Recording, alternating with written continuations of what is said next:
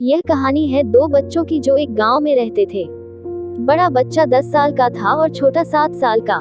दोनों हमेशा एक दूसरे के साथ रहते, एक दूसरे के साथ खेलते और एक दूसरे के साथ ही घूमते। एक दिन दोनों खेलते खेलते गांव से थोड़ा दूर निकल आए। अचानक खेलते खेलते 10 साल के बच्चे का पैर फिसल गया और वह कुएं में गिर गया और जोर जोर से चिल्लाने लगा।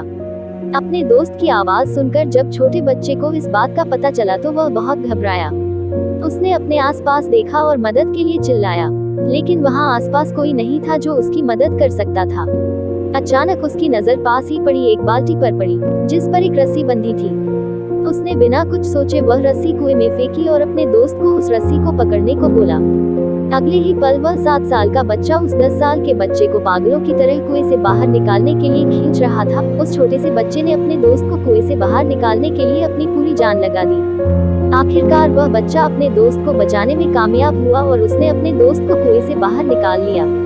लेकिन उन्हें असली डर तो इस बात का था कि जब वो गांव जाएंगे तो उन्हें बहुत मार पड़ने वाली है।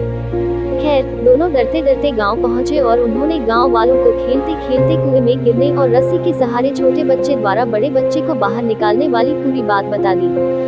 लेकिन गांव वालों ने उनकी बात पर विश्वास नहीं किया और हंसने लगे कि आखिर एक 7 साल का बच्चा एक 10 साल के बच्चे को रस्सी के सहारे कुएं से बाहर कैसे निकाल सकता है।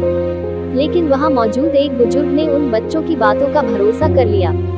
उन्हें सब करीम चाचा कहते थे। करीम चाचा गांव के सबसे समझदार बुजुर्गों में से एक थे। गांव वालों को जब करीम चाचा के बच्चों की बात पर विश्वास करने की बात पता चली तो सब इकट्ठे होकर करीम चाचा के पास पहुंचे और बोले, चाचा, हमें तो बच्चों की बात पर यकीन नहीं हो रहा है। आप ही बता दो कि ऐसा कैसे हो सकता है। गांव वालों की बात सुनकर करीम चाचा बोले, बच्चे बता तो रहे हैं उन्होंने यह कैसे किया। बच्चे ने कुएं में रस्सी फेंकी और दूसरे बच्चे को ऊपर खींच लिया। गांव वालों को कुछ समझ नहीं आ रहा था।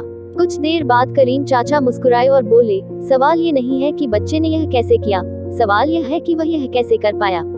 और इसका सिर्फ एक जवाब है कि जिस वक्त वह बच्चा यह कर रहा था उस वक्त उसको वहां यह बताने वाला कोई नहीं था कि तू यह नहीं कर सकता। यहाँ तक कि वह बच्चा खुद भी नहीं।